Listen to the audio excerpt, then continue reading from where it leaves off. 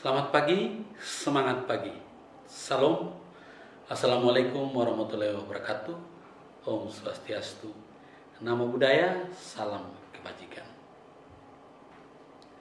Baik, Bapak Ibu sekalian, senang sekali bisa bertemu dengan Bapak Ibu dalam suasana penuh sukacita. Baik, hari ini kita akan belajar tentang beberapa materi dalam agenda pertama, pelatihan kepemimpinan pengawas. Yaitu agenda pertama adalah kepemimpinan Pancasila dan bela negara. Nah, Bapak Ibu sekalian, selanjutnya saya akan memperkenalkan nama saya, Gregorius M. Tai. Sehari-hari disapa Pak Greg. Kantor kami ada di Badan Pengembangan Sumber Daya Manusia Daerah Provinsi Nusa Tenggara Timur. Oke, jabatan saya saat ini adalah sebagai Widya Suara Ahli Muda. Berikut saya juga sampaikan ada nomor HP saya, WhatsApp dan juga email, Facebook semua ada di dalam. Nah, Bapak Ibu sekalian, hari ini kita coba lihat bersama tentang pelatihan kepemimpinan pengawas ya, dengan lama waktu on kelas 36 hari atau setara dengan 290 JP dan off kelas selama 60 hari. Lalu dalam pelatihan kepemimpinan pengawas ada 4 agenda penting, yaitu yang pertama agenda kepemimpinan Pancasila dan bela negara. Lalu agenda yang kedua adalah kepemimpinan pelayanan, dan agenda yang ketiga adalah pengendalian pekerjaan. Lalu pada akhirnya peserta akan melakukan aktualisasi kepemimpinan sebagai agenda yang keempat. Nah, Bapak Ibu sekalian, untuk agenda 1, pelatihan kepemimpinan pengawas, terdiri atas 2 mata pelatihan, yaitu yang pertama etika dan integritas, sedangkan materi yang kedua adalah bela negara kepemimpinan Pancasila, disampaikan oleh pengajar Widya Suara selama 18 jam pembelajaran. Dan pada sesi ini saya ingin menyampaikan strategi pembelajaran tentang mata pelatihan yang kedua dari agenda pertama, yaitu bela negara kepemimpinan Pancasila. Oke, kita lihat bersama. Yang pertama dimulai dengan pendahuluan sesuai dengan rencana pembelajaran. Ini pendahuluan. Ya, di sana saya akan menyapa peserta, lalu berkenalan dan mulai bina suasana. Ya, setelah itu saya akan menyampaikan tentang deskripsi, tujuan pembelajaran dan indikator keberhasilan yang akan dicapai oleh peserta pelatihan. Pada sesi deskripsi saya akan menyampaikan kepada peserta bahwa mata pelatihan ini membekali peserta dengan kemampuan memahami persepsi publik mengenai lingkup dan wujud cinta tanah air dalam perspektif wawasan Nusantara, kearifan lokal dan Pancasila, serta preferensi publik dalam kerangka tujuan negara dengan mengaktualisasi kepemimpinan dan nilai-nilai dasar bela negara guna menangkal hambatan baik etika, integritas, pelayanan publik sebagai wujud kewaspadaan nasional. Nah, adapun tujuan pembelajaran dari mata pelatihan yang kedua dari agenda 1 adalah bahwa setelah pembelajaran, Bapak Ibu peserta akan mampu menganalisis persepsi publik mengenai lingkup dan wujud cinta tanah air dalam perspektif wawasan Nusantara, kearifan lokal dan Pancasila, preferensi publik dalam kerangka tujuan negara dengan mengaktualisasi kepemimpinan dan nilai-nilai dasar bela negara. Baik. Dari tujuan pembelajaran ini kita mengerucut kepada 4 indikator keberhasilan yang akan dicapai peserta selama kurang lebih 18 jam pembelajaran. Yang pertama, bahwa peserta diharapkan mampu memahami persepsi publik mengenai lingkup dan wujud cinta tanah air dalam perspektif wawasan Nusantara dan kearifan lokal.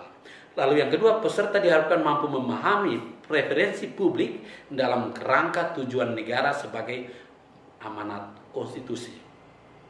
Lalu indikator yang ketiga adalah peserta diharapkan mampu memahami aspirasi publik dalam perspektif sila-sila Pancasila.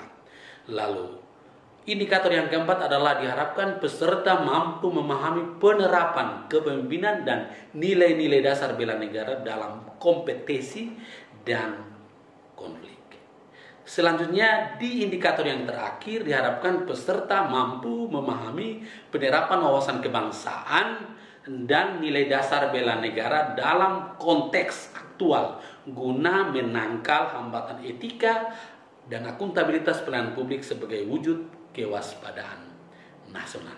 Nah, berangkat dari kelima indikator ini maka lahirlah 5 materi pokok ya dengan sistematika pembelajaran ini. Yang pertama adalah persepsi publik mengenai lingkup dan wujud cinta tanah air dalam perspektif wawasan Nusantara dan kearifan lokal.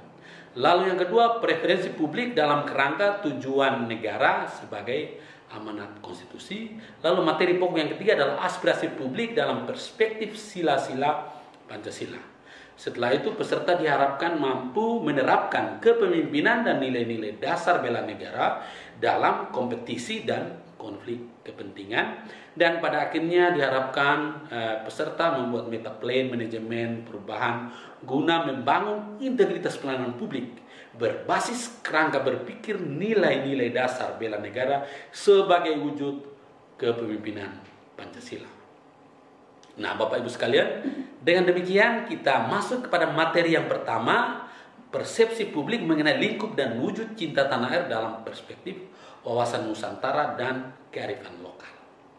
Nah, adapun strategi pembelajaran yang akan diterapkan dalam materi pokok yang pertama ini adalah bahwa ada 3 submateri pokok, yaitu tentang pengertian persepsi publik, tentang lingkup dan wujud cinta tanah air, dan yang ketiga adalah wawasan Nusantara dan kearifan lokal. Nah, untuk pengertian persepsi publik, nanti saya akan membagikan sticky note, lalu mereka akan menulis ya tentang pengertian persepsi publik dari berbagai sumber yang mereka pelajari. Lalu setelah itu mereka akan menempel sticky note di papan, lalu kami bersama-sama membahas lalu menyimpulkan. Setelah itu peserta juga diberi kesempatan untuk mempelajari tentang lingkup dan wujud cinta tanah air. Nah, bagaimana bisa mempelajari submateri yang kedua? Maka saya melakukannya lewat brainstorming, curah pendapat. Kami saling tanya jawab untuk mengukur, menggali pemahaman tentang lingkup dan wujud cinta tanah air. Selanjutnya pada materi pokok yang ketiga, submateri pokok yang ketiga akan terjadi diskusi kelompok. Saya akan membagi peserta dalam 4 kelompok besar. Di sana mereka akan membahas tentang bagaimana wawasan Nusantara dan kearifan lokal ditarik ke area untuk pelaksanaan tugas pokok dan fungsi sebagai pemimpin pengawas. Nah, Bapak Ibu sekalian, pada materi pokok yang kedua, ini adalah sesi yang kedua, ya, berbicara tentang preferensi publik dalam kerangka tujuan negara sebagai amanat konstitusi. Nah, di sini kurang lebih ada 3 submateri pokok. Yang pertama, peserta diharapkan bisa menyebutkan, menjelaskan preferensi publik. Lalu yang kedua, tujuan negara sebagai amanat konstitusi. Dan yang ketiga, bagaimana peserta bisa memahami tentang sistem pemerintahan Indonesia. Nah, bagaimana strategi pembelajarannya? Ya, yang pertama tentang pengertian preferensi publik, kami akan melakukan tanya jawab. Ya, setelah itu menyimpulkan jawaban-jawaban dan selanjutnya masuk ke submateri pokok yang kedua adalah bagaimana Bapak Ibu peserta akan saya ajak untuk memahami tujuan negara sebagai amanat konstitusi yang ada di dalam pembukaan Undang-Undang Dasar 1945 alinea keempat.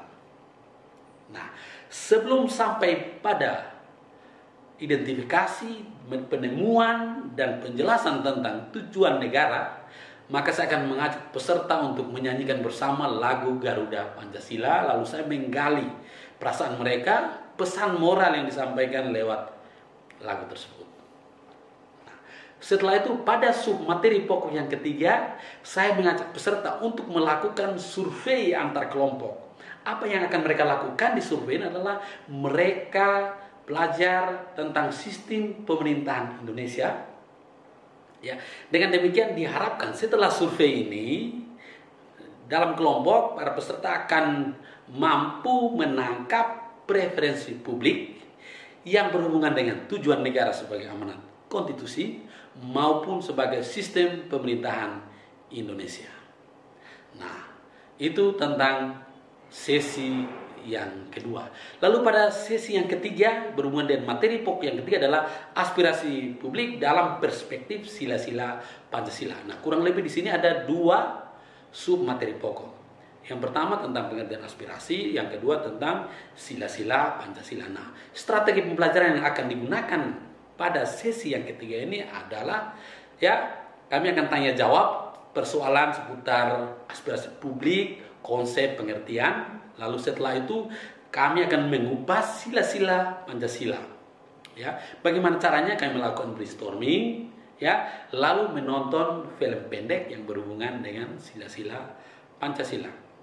Selanjutnya setelah memahami tentang aspirasi publik dan juga menjelaskan tentang sila-sila Pancasila dan maknanya, saya akan mengajak para peserta untuk melakukan survei lagi antar kelompok. Apa yang akan mereka survei adalah survei menyangkut aspirasi publik dalam perspektif sila-sila Pancasila. Nah, apa tujuan dari survei ini? Adalah untuk menangkap aspirasi publik yang berhubungan dengan sila Pancasila dan berhubungan dengan aspirasi publik dalam perspektif sila-sila tersebut. Materi pokok yang keempat adalah tentang penerapan kepemimpinan dan nilai-nilai dasar bela negara dalam kompetisi dan konflik kepentingan. Nah, Bapak Ibu sekalian, di sini ada 3 sub materi pokok. Masih pada tataran konsep, peserta diharapkan mampu menjelaskan tentang pengertian dan implementasi kepemimpinan, nilai-nilai dasar bela negara, dan yang ketiga kompetisi dan konflik kepentingan. Bagaimana skenario pembelajarannya? Pada tataran pengertian dan implementasi kepemimpinan kami akan melakukan tanya jawab, curah pendapat. Lalu pada tataran mengupas nilai-nilai dasar bela negara, kurang lebih ada 6 nilai dasar yang akan kami diskusikan, lakukan lewat brainstorming, curah pendapat. Nah, setelah itu masih seperti agenda sebelumnya, kami akan melakukan simulasi, melakukan permainan tentang merah putih. Di sana akan mengukur kemampuan peserta, bagaimana mereka punya kompetisi dan bagaimana mereka bisa menyelesaikan berbagai konflik kepentingan. Nah, dengan demikian, pesan dari permainan atau simulasi merah putih ini adalah bahwa peserta mampu memahami penerapan kepemimpinan dan nilai-nilai dasar bela negara dalam kompetisi dan konflik kepentingan. Selanjutnya pada materi pokok yang kelima, mereka diajak untuk bagaimana membuat meta plan manajemen perubahan. Karena mereka adalah pemimpin perubahan, maka mereka harus membangun integritas pelayanan publik berbasis kerangka berpikir nilai-nilai dasar bela negara sebagai wujud kepemimpinan Pancasila. Nah, pada materi pokok yang kelima ini, ada 3 hal besar yang akan disampaikan, yaitu bagaimana mereka bisa mengimplementasikan bela negara, kepemimpinan Pancasila dan nilai-nilai dasar bela negara dalam manajemen perubahan. Maka harus dimulai dengan diskusi. Nah, ini adalah sesi yang kelima dan keenam, maka membutuhkan waktu yang lebih lama. Maka diskusi di sini ini akan mengantar mereka bagaimana pada akhirnya mereka bisa membangun komitmen. Nah, setelah mereka diskusi, lalu kami mulai studi kasus. Kasus berupa apa? Berupa hambatan etika, akuntabilitas, dan integritas pelayanan publik di unit kerja, di instansi peserta masing-masing.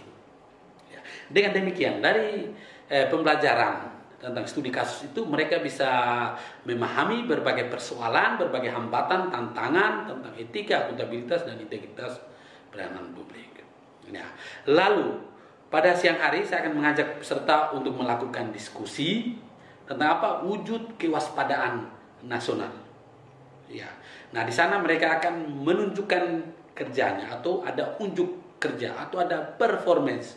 Maka performance dibuat dalam bentuk metaplan. Metaplan tentang apa?